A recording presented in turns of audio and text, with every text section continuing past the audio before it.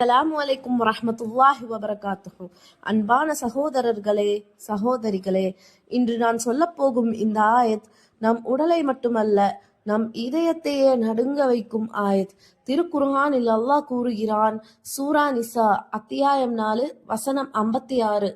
இன்னல்லதீன கஃபரு பி ஆயாத்தினா சௌஃப நுஸ்லீஹிம் நாரன் குல்லமா ஜத் ஜுலூதுஹும் பத்தல்நாஹும் ஜுலூதம் ஐரஹா லியதூகு அதாப இன்னல்லாஹ கான அஸீஸன் ஹகீம். நிச்சயமாக எவர்கள் நம்முடைய வேத வசனங்களை நிராகரித்திட்டார்களோ அவர்களை நரக நெருப்பில் நாம் புகச் செய்வோம்.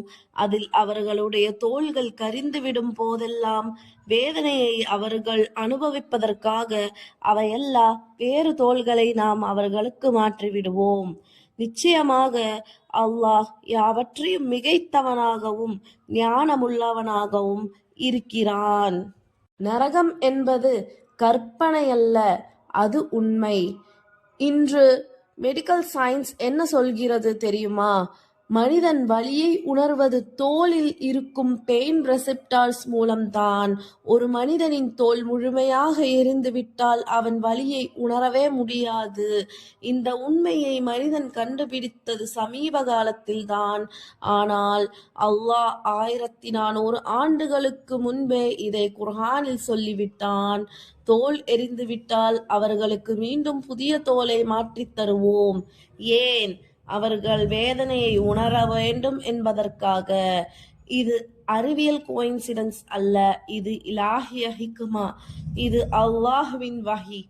ஒரு மனிதன் 1400 ஆண்டுகளுக்கு முன் பெயின் ரிசெப்டார்ஸ் ஸ்கின்னில் தான் பெயின் ஃபீல் ஆகும் என்று சொல்ல முடியுமா?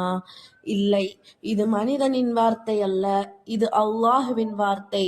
அன்பான முஹ்மினான சகோதரர்களே, சகோதரிகளே, இந்த ஆயத் நம்மை பயமுறுத்த மட்டுமல்ல, நம்மை தௌபாவுக்கு அழைக்கிறது. இன்னும் நேரம் இருக்கிறது அல்லாஹ்விடம் திரும்ப, குர்ஆனை படிக்க, சுன்னாவை பின்பற்ற.